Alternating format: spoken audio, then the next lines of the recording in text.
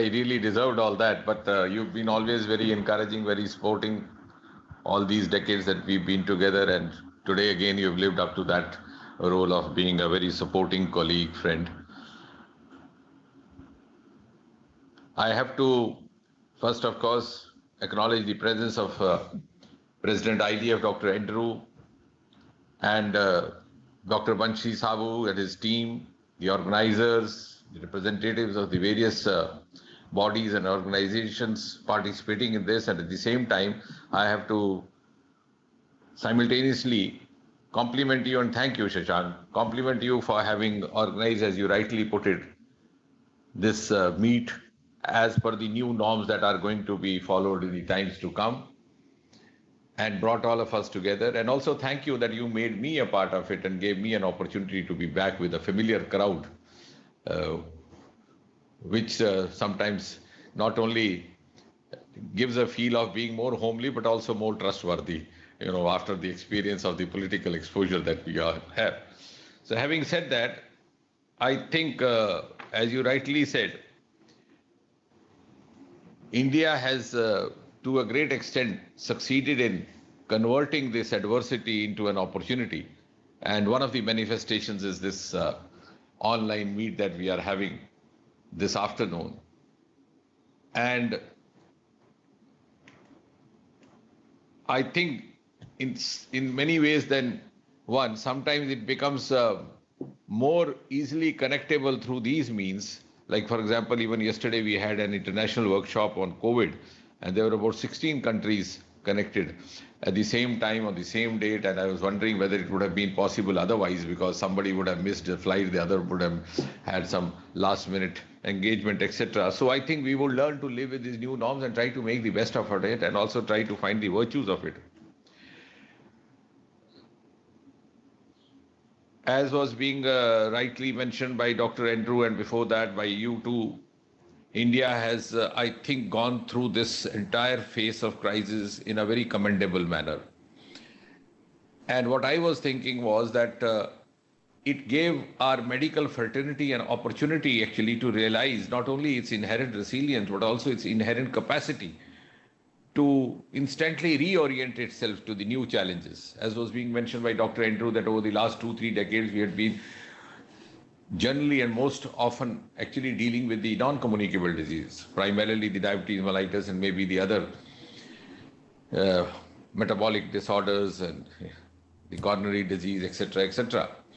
And therefore, gone were those days or the times till which we faced till 1960s or 70s, when we had the sanitoria concept, and before the advent of the superior antimicrobials, when tuberculosis was very prevalent, plague, you would have one epidemic after the other. You had cholera, then you would have plague, etc., etc. And now we were into a different phase actually altogether after 1980s. But the manner in which overnight we have switched over, I think that is a reflection of the inherent capacity that an Indian physician and an Indian clinician possesses, which is actually a great advantage and asset to him. And at the same time, I also feel that since we have been traditionally practicing these non-pharmacological methods of management, including this physical distancing, hygiene, etc., because infections were rampant, the tropical diseases were rampant. So it's not difficult for us, because though we are not have practiced so often in the last 3 decades, but it was there, inherited by generation after generation of physicians. So we had the first phase, and at the same time, what Prime Minister very appropriately describes as Make in India, it also brought forth our capacity to actually do some kind of research or a work which would otherwise take many months or years. For example, we have this remdesivir which has come out, this antiviral drug. Somehow I also happen to be associated with it, and the CSIR also has contributed to these trials. It was possible to come out with this drug within a few weeks. It was, in fact, the FDA approved of it on the 7th of May, and now it's also been approved by the Drug Controller of India. And I believe CIPLA is possibly now working on the commercial part of it. Similarly, the vaccine, India has been so prompt in, launching work on this. We were facing shortage because we were entrusted with the responsibility of monitoring this COVID epidemic district level wise throughout the country, over about 700 districts on day-to-day basis. And initially there were panic calls about the shortage of PPE kits, the protective kits, even for the medical professionals, the residents. Now we have in such huge numbers being manufactured in lakhs and lakhs that we could even export them. So I think this has made us realize what all we could do, what possibly maybe the support system was also lacking because the priorities were different, and suddenly the priorities have shifted to the health sector. So I think that's going to be good, something of a definite advantage in the post-COVID scenario. And as far as because you don't have to speak long in a webinar like this because you don't know when the audience has gone to sleep. So I'll have to wind up in another 2 minutes, and I'll just point out to what Dr. Andrew was mentioning, and you too, in the context of diabetes. We've seen most of the deaths that have occurred in India have been in persons with comorbidities, mostly the diabetics. And therefore, I have been going around even telling the medical colleagues to educate the people and to educate public and to make them aware that we should learn to distinguish between death on account of corona infection and death on account of another morbidity in a person who happens to test corona positive. So incidentally, there was a very interesting incident a few weeks back.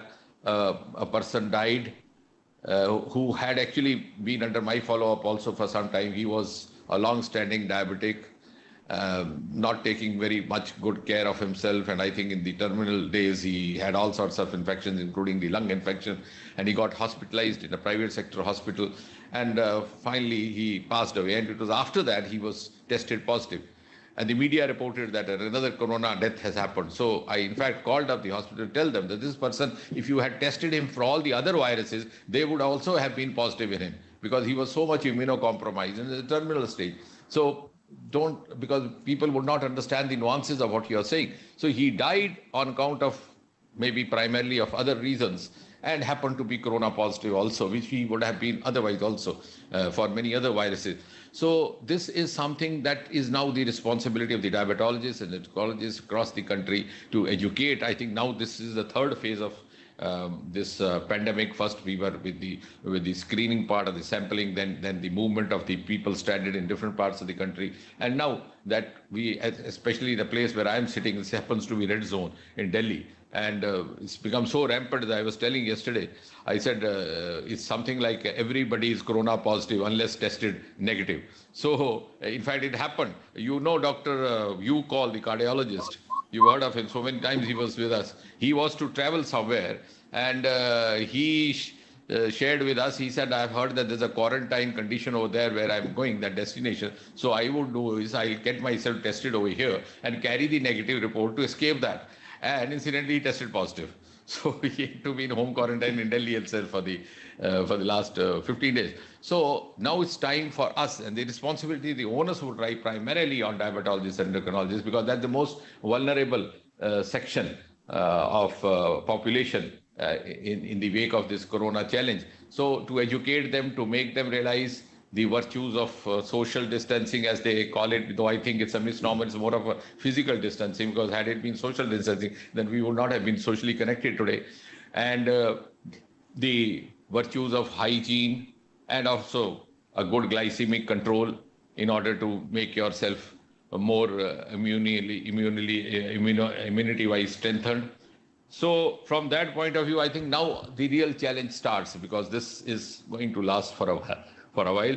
And I think the greatest advantage being a part of the government, I would say, is that Prime Minister Modi, though he's not a clinician, not a medical scholar, but he was very quick to realize the importance of the early shockdown. And the first meeting that he called was somewhere in the first week of January.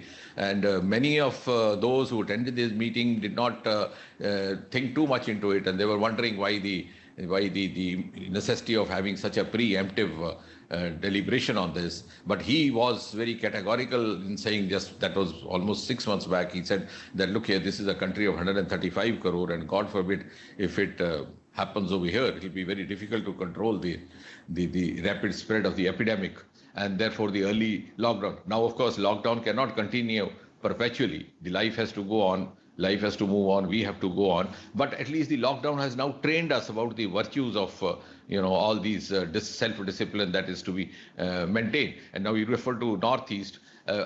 earlier on we were facing a shortage of face masks. Today I'm proud to say that we have a very rich tradition of self-help women groups in Northeast, and they have come out with such a huge range of fancy face masks that you can use the face mask depending on the color of your coat. So next time when we meet like this, I think I'll be able to demonstrate, exhibit that part also.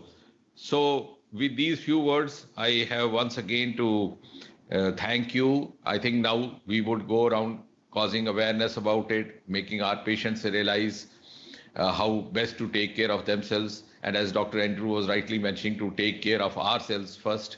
And before I conclude, I once again have to compliment you for having organized all this. And Dr. Banshi Sabu, we will be missing the banquet that would have been otherwise hosted by you if you would have had a congress in the real course. But I am sure when we revert back to the earlier times, you don't seek the alibi of a webinar to escape from hosting a banquet.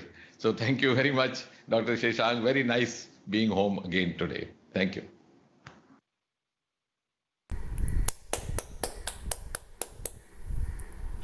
Thank you, sir, for your kind words and for sparing your valuable time from such a busy schedule to be part of this inaugural